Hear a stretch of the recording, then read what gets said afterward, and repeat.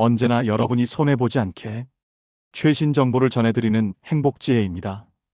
여러분, 기초연금에 대해 잘 알고 계십니까? 지금부터 제가 드리는 말씀, 처음 들으시면 화가 나실 수도 있습니다. 하지만 이건 소문도 아니고 과장도 아닙니다. 대한민국 정부가 공식적으로 인정하고 있는 법으로 정해진 현실입니다. 여러분은 평생 성실하게 일하셨습니다. 자식 키우느라, 집 마련하느라 허리띠 졸라매고 악착같이 모으셨습니다. 그래서 통장에 돈이 조금 있습니다. 그런데 말입니다. 이런 분들 기초연금을 못 받는 경우가 정말 많습니다. 반대로 지금도 일을 하시는 분이 계십니다. 한 달에 150만 원 정도 법니다. 통장에는 돈이 거의 없습니다. 그런데 이분은 기초연금을 받습니다. 매달 30만 원이 훌쩍 넘는 기초연금을 꼬박꼬박 받습니다. 이게 말이 됩니까? 평생 모은 사람은 못 받고 지금 버는 사람은 받는다? 하지만 이게 바로 지금 대한민국 기초연금의 현실입니다. 주민센터 가보셨습니까? 기초연금 신청하러 온 어르신들이 가장 많이 하는 말 이겁니다. 내가 평생 세금 냈는데 왜 나는 안 됩니까? 옆집 김 씨는 받는다던데 나는 왜 탈락입니까? 내 돈 내가 모은 게 죄입니까? 창구 직원도 난처합니다. 미워서 안 주는 게 아니라 법이 그렇다고 설명드릴 수밖에 없습니다. 하지만 어르신들 마음에는 억울함만 남습니다. 당연합니다. 상식으로는 도저히 이해가 안 되니까요. 왜 이런 일이 벌어질까요? 이유는 단 하나입니다. 정부에는 소득 인정액이라는 아주 낯선 계산법이 있기 때문입니다. 여러분이 실제로 버는 돈과 정부가 컴퓨터로 계산하는 숫자는 완전히 다릅니다. 그래서 이렇게 말도 안 되는 일이 벌어집니다. 더 가슴 아픈 건 이 사실을 모르고 계신 분들이 너무 많다는 겁니다. 나는 가난하니까 당연히 받겠지. 이렇게 생각하고 주민센터에 갔다가 그날 처음 알게 됩니다. 아, 이런 함정이 있었구나. 그래서 오늘 이 영상에서 하나하나 차근차근 전부 알려드리겠습니다. 누가 받을 수 있는지, 어떤 돈은 괜찮고 어떤 돈은 위험한지, 자녀에게 돈을 빌려주면 왜 문제가 되는지, 차 한 대가 어떻게 연금을 날리는지, 그리고 가장 중요한 것, 지금부터 무엇을 준비해야 하는지 정확하게 알려드리겠습니다. 기초연금, 이거 받고 못 받고의 차이, 한 달에 약 34만 원입니다. 1년이면 400만 원이 넘습니다. 10년이면 4천만 원이 훌쩍 넘습니다. 이 돈 그냥 모르고 흘려보내시겠습니까? 아니면 오늘 30분만 투자해서 제대로 알고 받으시겠습니까? 자, 지금부터 시작합니다. 여러분의 기초연금을 지키는 시간입니다. 이 글이 꼭 필요한 분께 공유해주세요. 좋아요와 구독 설정으로 앞으로도 손해보는 일이 없게 최신 소식을 받아볼 수 있습니다. 자, 이제 본격적으로 알아보겠습니다. 기초연금 받고 못 받고를 결정하는 단 하나의 숫자, 바로 소득인정액입니다. 소득인정액이라는 말을 들어보셨나요? 쉽게 말씀드릴게요. 이거 정부가 만들어낸 가짜 소득입니다. 네, 가짜입니다. 진짜 소득이 아닙니다. 여러분이 실제로 한 달에 받는 돈, 그게 진짜 소득이잖아요. 근데 정부는 그것만 보지 않습니다. 정부는 여러분의 모든 소득과 재산을 다 봅니다. 통장, 집, 차 다 보고 나서 계산합니다. 계산 공식이 있습니다. 소득 인정액은 소득평가액 더하기 재산의 소득 환산액입니다. 이게 뭔 소리냐고요? 하나씩 풀어드리겠습니다. 첫 번째, 소득평가액입니다. 근로소득 공제라는 게 있습니다. 여러분이 일해서 버는 돈, 근로소득에는 공제가 있습니다. 정부는 이렇게 말합니다. 일하시느라 힘드시니까 교통비도 들고 식비도 들잖아요. 그러니까 그 돈은 좀 빼드릴게요. 이것이 근로소득 공제 방식입니다. 월 근로소득이 112만 원까지는 전액 공제입니다. 완전히 0원으로 칩니다. 112만 원을 넘는 금액은 그 초과분에서 30%만 빼주고 70%를 소득으로 인정합니다. 예를 들어 볼까요? 한 달에 80만 원 버십니다. 112만 원보다 적죠? 그럼 전액 공제입니다. 근로소득 인정액은 0원입니다. 한 달에 150만 원 버십니다. 자, 계산해 봅시다. 150만 원에서 일단 112만 원을 빼줍니다. 그럼 38만 원이 남죠? 이 38만 원에서 30%는 빼주고 70%만 인정합니다. 38만 원에 0.7을 곱하면 26만 6천 원입니다. 근로소득 인정액은 약 27만 원입니다. 150만 원 벌었는데 27만 원만 소득으로 인정된다는 겁니다. 한 달에 250만 원 버십니다. 250만 원에서 112만 원 빼면 138만 원입니다. 138만 원에 0.7 곱하면 96만 6천 원입니다. 근로소득 인정액은 약 97만 원입니다. 이해되십니까? 다음 기초연금의 조건은 재산의 소득 환산액입니다. 이게 진짜 함정입니다. 재산을 소득으로 바꾸는 겁니다. 계산 방식을 말씀드리겠습니다. 일반 재산에서 기본 재산액을 빼줍니다. 거기에 금융재산에서 2천만 원 빼준 걸 더합니다. 여기서 부채가 있으면 빼줍니다. 이렇게 나온 금액의 소득 환산율 연 4%를 곱합니다. 그걸 12개월로 나눕니다. 복잡해 보이죠? 하나씩 뜯어보겠습니다. 정부는 이렇게 말합니다. 생활하려면 기본적인 재산은 있어야죠. 그러니까 일정 금액은 빼드릴게요. 대도시, 그러니까 서울이나 경기도나 광역시 같은 데 사시면 1억 3,500만 원까지 빼줍니다. 중소도시는 8,500만 원 빼줍니다. 농어촌은 7,250만 원 빼줍니다. 예를 들어 볼까요? 서울에 사시는데 집이 2억입니다. 2억에서 1억 3,500만 원 빼면 6,500만 원 남습니다. 이 6,500만 원에 대해서만 소득 환산을 합니다. 통장에 있는 돈, 예금, 적금 같은 금융재산은 2천만 원까지는 소득 환산 안 합니다. 통장에 1,500만 원 있습니다. 2천만 원보다 적죠? 그럼 소득 환산 0원입니다. 통장에 5천만 원 있습니다. 2천만 원까지는 빼주고 남은 3천만 원만 소득 환산합니다. 모든 재산은 연 4%의 이자나 수익을 낸다고 가정합니다. 예를 들어 볼까요? 통장에 5천만 원 있습니다. 2천만 원은 빼주고 3천만 원 남습니다. 3천만 원에 4%를 곱하면 1년에 120만 원입니다. 이걸 12개월로 나누면 한 달에 10만 원입니다. 실제로는 이자 거의 안 받는데 정부 계산상으로는 매달 10만 원 받는 걸로 처리됩니다. 실제 사례로 보겠습니다. 박 씨 할머니는 서울에 사십니다. 근로소득 월 120만 원입니다. 아파트 경비 일하십니다. 국민연금은 없습니다. 통장에 1천만 원 있습니다. 집은 전세 사니까 본인 집은 없습니다. 계산해 보겠습니다. 소득평가액부터 봅니다. 근로소득 120만 원입니다. 112만 원까지는 빼줍니다. 남은 게 8만 원이죠? 8만 원에 0.7 곱하면 5만 6천 원입니다.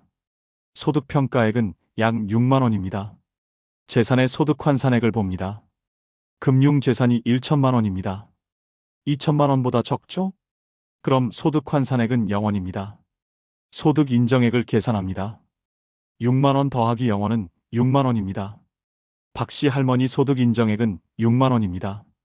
2026년 선정 기준액이 247만 원이니까 훨씬 낮습니다. 박 씨 할머니는 기초연금 받습니다. 최 씨 할아버지도 서울에 사십니다. 재산이 좀 많으십니다. 근로소득은 없습니다. 국민연금 월 80만 원 받으십니다. 통장에 1억 5천만 원 있습니다. 집이 6억입니다. 본인 소유입니다. 계산해 보겠습니다. 국민연금 80만 원인데 일부 공제 적용하면 소득평가액은 약 70만 원입니다. 일반 재산집이 6억입니다. 기본 재산액 1억 3,500만 원 빼줍니다. 6억에서 1억 3,500만 원 빼면 4억 6,500만 원입니다. 금융재산 1억 5천만 원입니다. 2천만 원 빼줍니다. 1억 3천만 원 남습니다. 둘을 합치면 4억 6,500만 원 더하기 1억 3천만 원은 5억 9,500만 원입니다. 5억 9,500만 원에 4% 곱하면 1년에 2,380만 원입니다. 12개월로 나누면 한 달에 약 198만 원입니다. 소득 환산액은 198만 원입니다. 70만 원 더하기 198만 원은 268만 원입니다. 최 씨 할아버지 소득 인정액은 268만 원입니다. 선정 기준액을 넘었으므로 최 씨 할아버지는 기초연금 못 받습니다. 정 씨 할머니도 서울에 사십니다. 근로소득이 좀 많으십니다. 근로소득 월 200만 원입니다. 청소 일하십니다. 국민연금은 없습니다. 통장에 1,500만 원 있습니다. 집은 전세 사니까 본인 집 없습니다. 계산해 보겠습니다. 근로소득 200만 원입니다. 112만 원까지 빼줍니다. 남은 게 88만 원입니다. 88만 원에 0.7 곱하면 61만 6천 원입니다. 소득평가액은 약 62만 원입니다. 금융재산 1,500만 원입니다. 2천만 원보다 적죠? 소득 환산액은 0원입니다. 정 씨 할머니 전체 소득 인정액은 62만 원입니다. 정 씨 할머니도 기초연금 받습니다. 여러분, 이제 핵심을 아셨습니다. 기초연금은 지금 얼마나 가난한가를 보는 게 아닙니다. 정부가 계산한 소득 인정액이 얼마냐를 봅니다. 계산 방식의 핵심을 정리하겠습니다. 첫째, 일해서 버는 돈은 공제가 있습니다.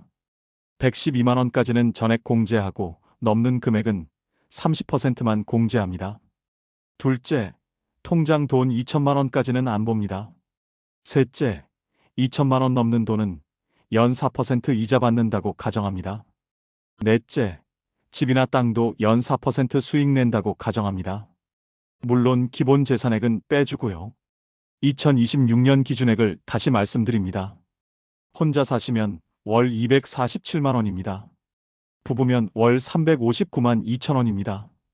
여러분의 소득 인정액이 이 기준선 미치어야 받습니다. 실제 소득이 아니라 정부가 이렇게 복잡하게 계산한 소득 인정액이 기준선 미치어야 한다는 겁니다. 지금 이 순간 여러분은 기초연금의 가장 중요한 진실을 아신 겁니다. 기초연금은 진짜 소득이 아니라 소득 인정액으로 결정됩니다.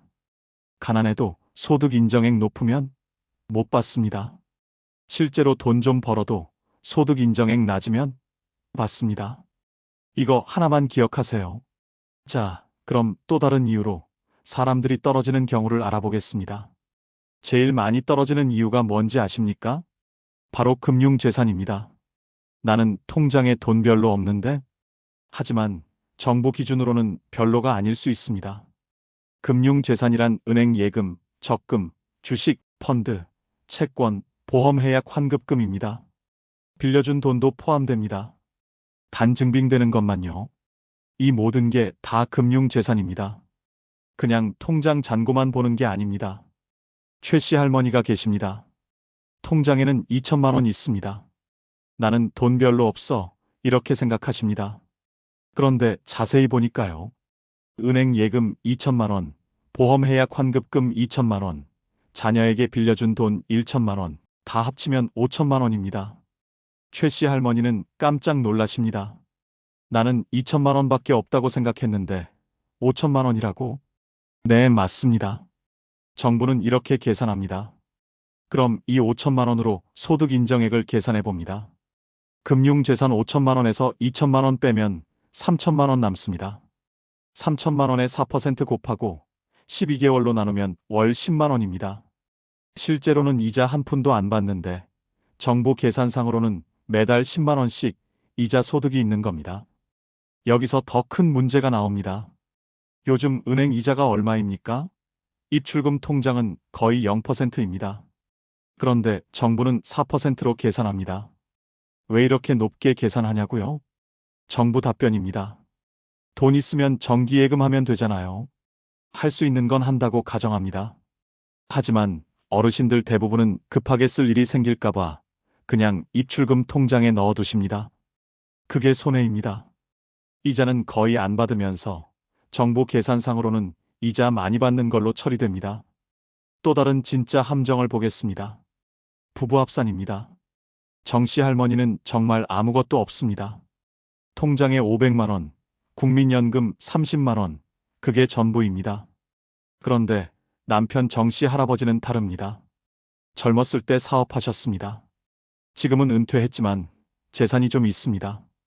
통장에 1억 5천만 원 상가 하나 있어서 월세 80만 원 받습니다. 부부를 따로 보면 어떻습니까? 할머니는 완전히 기초연금 대상입니다. 할아버지는 재산 많아서 탈락입니다. 하지만 기초연금은 따로 안 봅니다. 무조건 합산합니다. 할아버지 재산 때문에 할머니도 못 받습니다. 둘 다 못 받습니다. 이게 바로 나만 가난해도 소용없다는 말의 의미입니다. 실제로 이런 분들 많습니다. 나는 평생 집안일만 했어요. 내 명의로 된 건 아무것도 없어요. 그런데 왜 나는 기초연금을 못 받아요? 이유는 남편 때문입니다.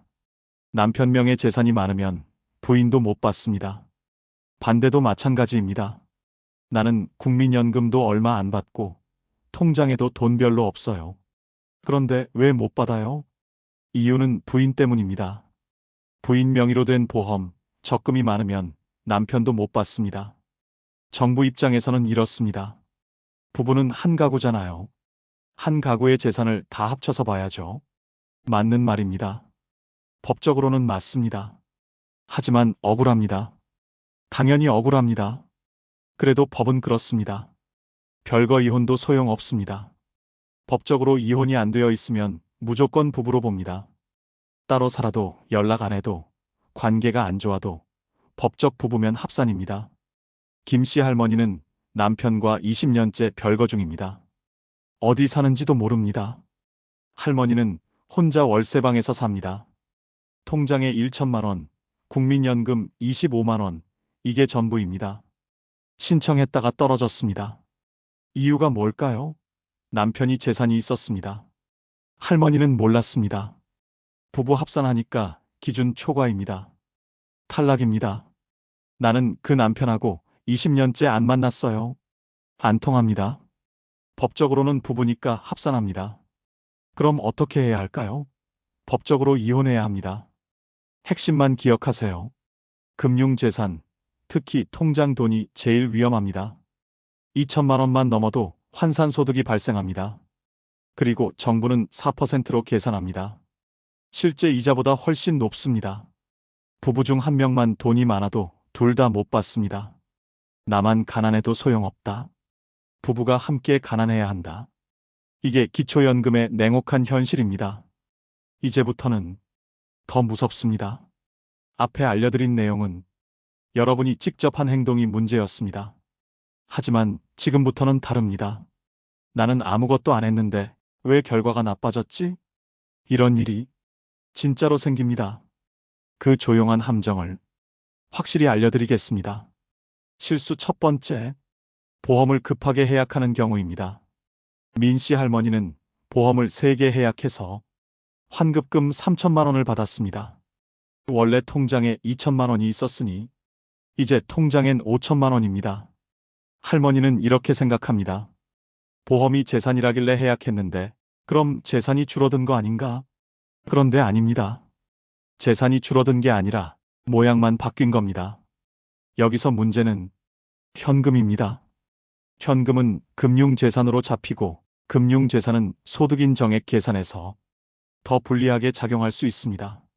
그래서 보험을 해약한 뒤 소득인 정액이 오히려 올라가는 사례가 생깁니다.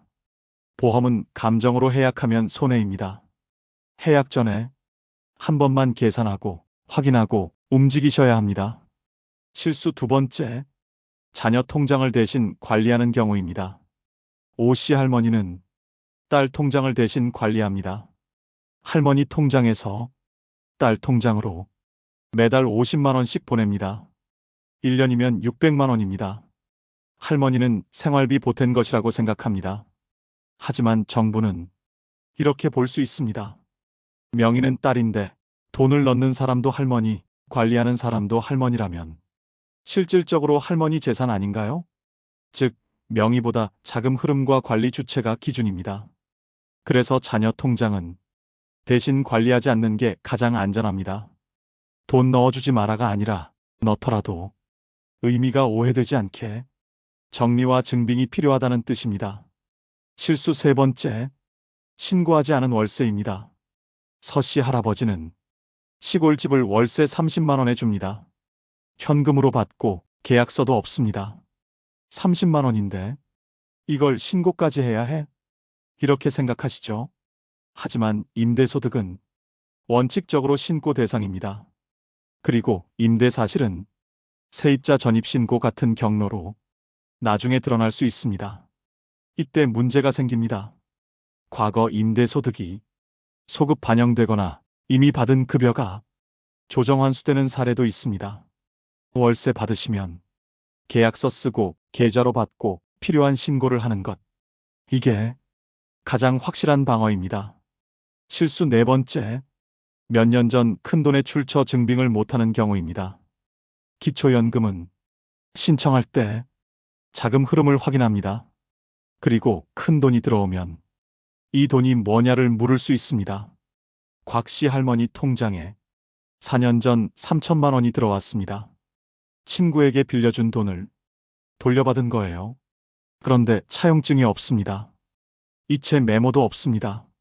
이때 증빙이 없으면 그 돈의 성격이 불분명해져서 불리하게 해석될 수 있습니다. 그래서 지금부터라도 이렇게 하세요.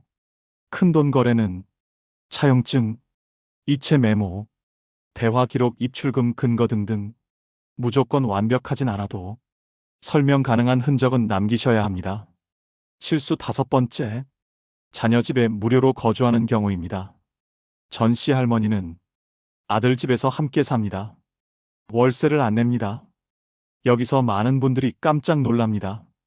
같이 사는 게 왜 소득이야? 그런데 제도에는 무료 임차 소득이라는 개념이 있습니다. 특히 자녀 명의의 주택이 시가 표준액 6억 원 이상이면 무상거주에 대해 소득이 산정될 수 있다고 안내돼 있습니다. 중요한 건 월세 시세 80만 원이 그대로 잡힌다가 아니라 정해진 계산식으로 소득이 산정될 수 있다는 점입니다. 그래서 해결책은 단순합니다. 무상거주로 오해받지 않도록 임대차 계약을 정리하고 가능하면 계좌이체로 거래 흔적을 남기는 것. 이게 안전합니다. 지금 확인하세요. 최근 보험 해약한 적 있나요? 자녀 통장을 대신 관리하고 있나요? 월세 받는데 계약서 신고가 없나요? 몇 년 전 큰돈 출처 설명이 가능한가요?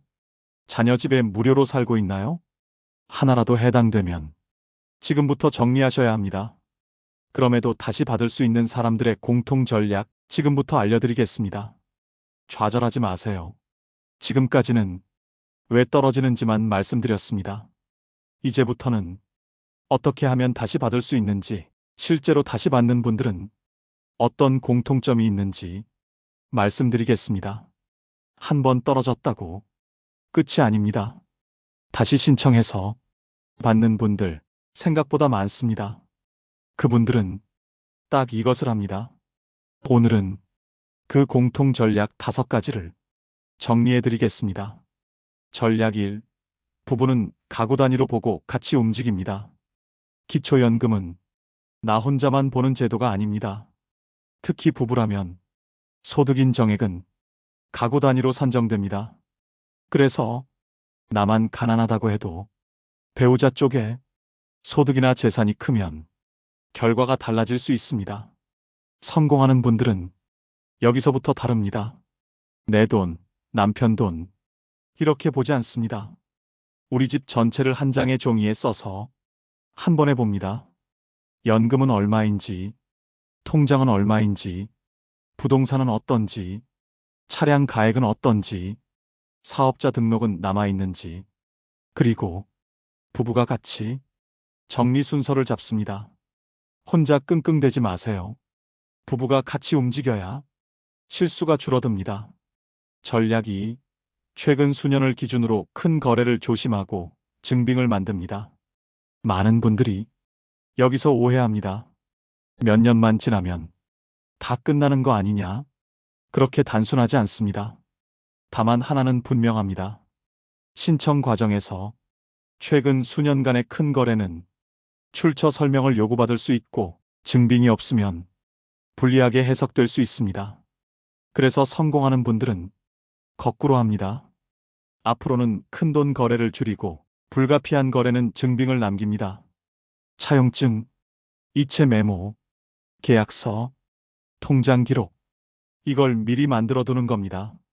지금 당장 못 받아도 다음 신청을 위해 기록을 쌓는 분들이 결국 다시 받습니다. 전략 3.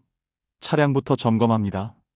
생각보다 자동차 한 대가 결과를 가릅니다. 기초연금 소득인 정액 산정에서 자동차는 조건에 따라 재산에 포함될 수 있는데 고시에는 차량가액 4천만 원 이상을 기준으로 보는 조항이 있습니다. 여기서 중요한 건 차가 낡았냐가 아니라 지금 차량 가액이 얼마로 잡히느냐입니다. 성공하는 분들은 차부터 확인합니다. 차량 가액이 높다면 가구 재산 구조에서 리스크가 될 수 있기 때문입니다. 그러니 이 전략의 핵심은 이겁니다. 무조건 차를 바꿔라가 아니라 차량 가액을 확인하라는 겁니다. 전략 4. 사업자 등록과 명의 자료를 정리한다. 기초연금에서 자주 나오는 함정이 있습니다. 난 장사 안 해요. 그런데 사업자 등록이 그대로 살아있는 경우입니다. 등록이 살아있으면 확인 과정에서 불필요한 오해와 추가 확인이 생길 수 있습니다. 그래서 다시 받는 분들은 이걸 먼저 정리합니다. 폐업 신고가 필요한 건 정리하고 서류를 남기고 명확하게 만드는 겁니다. 또 통장도 마찬가지입니다. 자녀명의 통장을 대신 관리한다든지 돈 흐름이 복잡하면 심사 과정에서 설명이 길어집니다. 성공하는 분들은 설명하기 쉬운 상태로 정리해 둡니다. 전략 5. 통장 관리 원칙을 지킵니다. 마지막이 제일 강력합니다. 다시 받는 분들은 통장이 조용합니다. 불필요한 큰 입출금이 없고 가족 간 돈 거래가 줄고 출처가 애매한 돈이 없습니다. 원칙은 간단합니다. 큰 돈 거래는 줄인다. 불가피하면 증빙을 남긴다. 가족 간 거래는 더 조심한다. 자녀 통장은 대신 관리하지 않는다. 모든 돈의 흐름을 설명 가능하게 만든다. 자, 여기까지 들으신 내용은 도움이 되셨나요? 아니면 머리가 복잡하신가요? 이것도 안 되고 저것도 안 되고 그럼 나는 못 받는 거 아니야? 아닙니다. 포기하지 마세요. 제가 드릴 말씀은 딱 하나입니다. 일단 신청하세요. 나는 재산이 많아서 안 될 것 같은데 신청하세요. 나는 작년에 큰돈 거래가 있었는데 신청하세요. 나는 자격이 안 될 것 같은데 신청하세요. 왜일까요? 기준은 매년 바뀝니다. 작년과 올해 기준이 다릅니다. 선정 기준액이 매년 올라갑니다. 물가가 오르니까요. 작년에 떨어진 사람이 올해는 받을 수 있습니다. 본인은 아무것도 안 바뀌었는데 기준선이 올라가서 받게 됩니다. 그래서 떨어져도 매년 신청하세요. 기준이 바뀝니다. 꼭 신청해야 하는 이유는 떨어져도 손해 없습니다. 신청했다가 떨어지면 어떻게 됩니까? 아무 일도 안 일어납니다. 불이익 없습니다. 벌금 없습니다. 기록에 남지도 않습니다. 그냥 죄송하지만 이번에는 안 됩니다 라는 통지만 받습니다. 그럼 손해볼 게 뭐가 있습니까? 신청하는데 돈 듭니까? 안 듭니다. 무료입니다. 시간 걸립니까? 주민센터 한 번 가면 됩니다. 30분이면 신청 끝납니다. 서류 복잡합니까? 요즘은 간단합니다. 신분증, 통장 사본 정도만 있으면 됩니다. 떨어져도 손해가 없는데 왜 안 합니까? 그리고 여러분이 모르는 공제 항목이 있을 수 있습니다. 기초연금 계산이 복잡합니다. 공제 항목도 많습니다. 여러분은 나는 재산이 많아서 안 될 거야 라고 생각하는데 실제로 계산해보면 공제 항목 때문에 받을 수도 있습니다. 예를 들어 볼까요? 부채가 있으면 재산에서 차감됩니다. 장애인이면 추가 공제가 있습니다. 중증 질환이 있으면 의료비 공제가 있습니다. 이런 거 여러분이 다 알고 계십니까? 모릅니다. 그래서 일단 신청하고 전산으로 계산하게 하세요. 전산이 알아서 공제 항목을 다 적용합니다. 혹시 압니까? 받을 수도 있습니다. 나는 안 될 줄 알았는데 됐어요. 이런 분들 많습니다. 그러니까 지레짐작하지 마세요. 일단 신청하세요. 신청해야 조사를 받고 재산 조사를 합니다. 정부가 여러분 재산을 다 확인합니다. 이게 좋은 겁니다. 왜? 정확히 알 수 있으니까요. 나는 대충 이 정도 재산이 있을 거야 라고 생각하는 것하고 정부가 정확히 계산해서 알려주는 것하고 다릅니다. 신청하고 떨어지면 정부가 통지서를 줍니다. 거기에 여러분의 소득 인정액이 정확히 나옵니다. 그럼 여러분은 정확히 탈락 이유를 알 수 있습니다. 현금 기준이 초과되면 통장 돈을 조금만 쓰면 됩니다. 또는 차를 처분하면 됩니다. 정확히 알아야 대책을 세울 수 있습니다. 신청 안 하면 영원히 모릅니다. 어디서 어떻게 신청하나요? 주민센터 방문하는 것이 가장 확실한 방법입니다. 신분증, 통장 사본 가지고 가세요. 담당자가 도와줍니다. 다른 신청 방법은 국민연금공단입니다. 전화 상담 가능하고 번호는 1355입니다. 물론 방문 신청도 가능합니다. 온라인 신청 가능합니다. 복지로 홈페이지에서 신청합니다. 온라인 신청은 모의 계산도 가능합니다. 단 정확하지 않을 수 있으니 참고만 하세요. 간단합니다. 어렵지 않습니다. 나는 안 될 것 같다라고 지레짐작하지 마세요. 계산은 복잡하지만 여러분이 생각한 것하고 실제 결과가 다를 수 있습니다. 그래서 일단 신청하세요. 떨어지면 내년에 또 신청하세요. 기준이 바뀝니다. 또 떨어지면 재산을 조금 줄이고 내후년에 신청하세요. 포기만 하지 마세요. 기초연금은 여러분의 권리입니다. 한 달에 43만 원입니다. 1년에 516만 원입니다. 10년이면 5천만 원입니다. 이걸 그냥 포기할 겁니까? 아닙니다. 받아야 합니다. 지금 당장 주민센터에 전화하세요. 언제 방문할 수 있는지 물어보세요. 기초연금은 여러분의 권리입니다. 정부가 베푸는 시혜가 아닙니다. 여러분이 평생 세금 냈습니다. 이 나라를 위해 일했습니다. 이제 나라가 여러분을 돌봐야 할 차례입니다. 당당하게 받으세요. 오늘 배운 내용대로 준비하세요. 1년 후, 5년 후라도 받을 수 있습니다. 한 달 43만 원. 작은 돈 같습니까? 병원비 걱정 덜고, 자식 손 덜 벌리고, 가끔 맛있는 거 드시고, 손주들 용돈 주실 수 있습니다. 그 정도는 누리실 자격이 있습니다. 평생 허리띠 졸라매고 사셨습니다. 자식 키우느라, 집 마련하느라, 빚 갚느라. 이제 좀 편하게 사세요. 기초연금으로 조금이라도 숨통 트이세요. 이제 여러분 차례입니다. 영상 보는 것으로 끝내지 마세요. 주변에 이 영상이 필요한 분 계시면 공유해 주세요. 여러분의 작은 공유가 누군가의 노후를 바꿀 수 있습니다. 이 영상이 도움되셨다면 좋아요와 구독을 눌러주세요. 다음 영상에 큰 힘이 됩니다. 다음에도 여러분들에게 도움이 되고 손해보는 일이 생기지 않도록 유익한 영상을 준비하겠습니다. 지금까지 행복지혜였습니다. 건강하세요. 행복하세요. 그리고 기초연금 꼭 받으세요.